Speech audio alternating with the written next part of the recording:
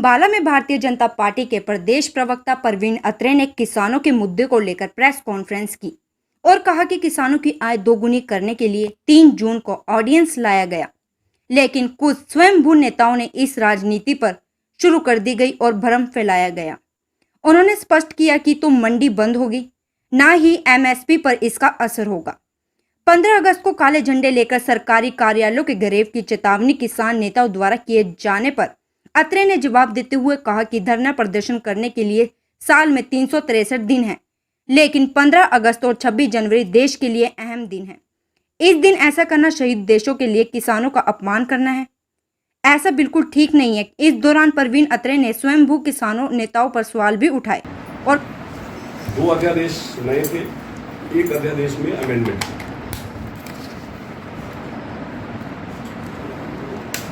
देश की आज़ादी के बाद लगातार किसान की बात होती रही, किसान को अन्नदाता कहा जाता रहा, लेकिन जो किसान की समस्याएं थी उनका निवारण ना हो सका। कि जिस तरह से दूसरे उद्योगपति, प्रोसेसर्स, उत्पादक अपने उत्पाद का मूल्य स्वयं निर्धारण करते हैं, किसान को भी ये अधिकार हो कि वो अपने उत्पाद का मूल्य स्वयं निर्धारित कर सके। तौर पे कहूँगा कि इन अध्यादेश के आने के बाद, देखिए देश तो 1947 में आज़ाद हो गया, लेकिन सही मायनों में किसान अब आज़ाद हुआ। कुछ विपक्षी दल, कुछ स्वयंभू किसान नेता लगातार किसान को झूठ बोलकर बरगलाने की कोशिश कर रहे हैं।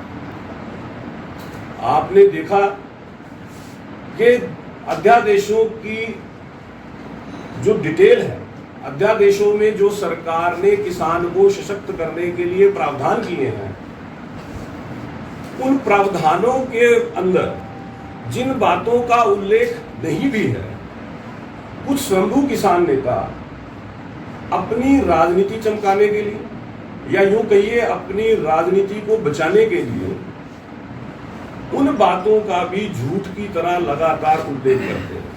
भारतीय जनता पार्टी की सरकार बनी, माननीय मोदी जी देश के प्रधानमंत्री बने, उस आयोग की सिफारिशों पे काम करना शुरू किया।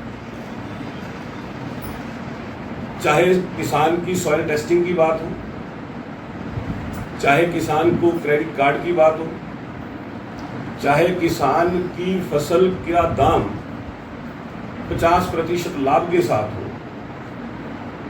लगभग जो सिफारिशें उस रिपोर्ट में की गई थी, वर्तमान सरकार ने उनको क्रियान्वित किया, किसान को सशक्त किया। उद्देश्य केवल एक है, किसान की आमदन 2022 तक दुगना करना।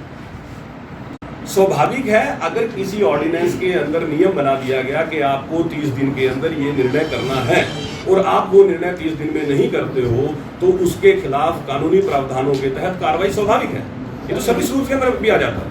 मुझे जो डाटा, मेरी जो जानकारी है, सीएम विंडो पे आज तक जितनी शिकायत आई है, लगभग 93% शिकायतों का निवारण हुआ है। वो डाटा 1-आधा% ऊपर नीचे हो सकता है, लेकिन जहाँ तक मुझे याद है इस वक्त। और अगर 6 से 7% कोई ऐसी शिकायत है जिसका निवारण नहीं हुआ या जिसकी आप यहाँ पे उल्लेख कर रहे हो, तो मुझे लगता है कि अगर 100 में से 93 का बहुत बेहतर निवारण हो जाता है, तो उसके लिए तो आपको सरकार को शाबाशी देनी चाहिए। Exception is always there.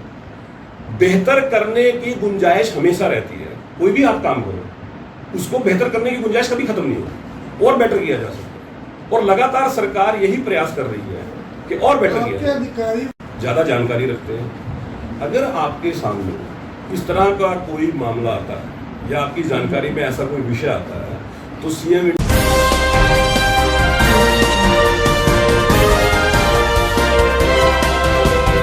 ACM news, खबर आपके शहर की।